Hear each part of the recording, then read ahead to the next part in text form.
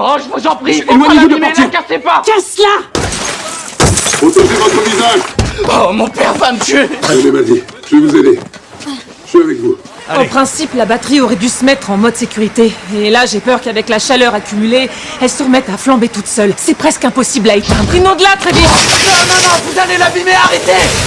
Matt ne veut surtout pas qu'on appelle son père, parce que s'il découvre que la voiture est fichue, il risque de couper les ponts avec lui. Matt a pris la voiture sans permission, parce que Maddie avait accepté de sortir avec lui. Mais il n'a qu'une vieille voiture pourrie. Son père lui répétait qu'une belle voiture, c'était le meilleur moyen de séduire une fille. J'en ai rien à taper de la super caisse de ton père. Et vu ce que tu racontes de lui, c'est qu'un sale crétin. Ces clichés sur la femme ont 100 ans de retard. Ça s'appelle de la virilité toxique. Et c'est plus d'actualité. Alors je fais quoi maintenant? Appelle-le. Son père arrive rapidement sur place. Il a déjà appelé une dépanneuse. Andy remarque que la batterie est encore brûlante. Ça, c'est la dépanneuse que j'ai appelée et que je paye. Donc c'est moi qui décide. C'est mon fric. Ok, mais je tiens à vous prévenir qu'il y a un gros risque. Eh ben, traînez-moi en justice. Mes avocats vont vous bouffer toute crue. Andy n'a donc pas d'autre choix que de faire embarquer la voiture par la dépanneuse. Mais alors qu'il s'apprête à retourner au commissariat, la voiture prend de nouveaux feux sur le camion. Andy comprend immédiatement que quelque chose cloche. Le chauffeur commence lui aussi à paniquer. Il hurle qu'il faut éteindre le feu tout de suite. C'est alors qu'Andy remarque que le chauffeur est toujours dans la cabine. Elle lui ordonne de couper immédiatement le moteur du camion. Tout le monde lui crie de sortir au plus vite, parce que la fumée est toxique. Mais le chauffeur ne prend pas ça au sérieux. Une seconde plus tard, le camion explose. Andy organise immédiatement l'intervention. Elle signale que le véhicule électrique a de nouveau pris feu et demande 2 camions de pompiers supplémentaires. Becca vient retrouver Andy. Andy lui explique que le chauffeur du camion n'a été que légèrement blessé. Puis elle demande à son équipe de continuer à éteindre l'incendie. Mais Becca lui dit que ça ne sert à rien. Une batterie qui a surchauffé peut mettre plusieurs heures à refroidir. Andy décide quand même de poursuivre l'intervention. Elle ordonne aux 2 camions de continuer à arroser. Mais Becca estime qu'ils sont en train de gaspiller les ressources. Andy demande alors d'utiliser les lances à haute pression pour continuer à combattre les flammes. Becca lui rappelle que c'est un ordre. Puis elle se retourne et coupe l'arrivée d'eau.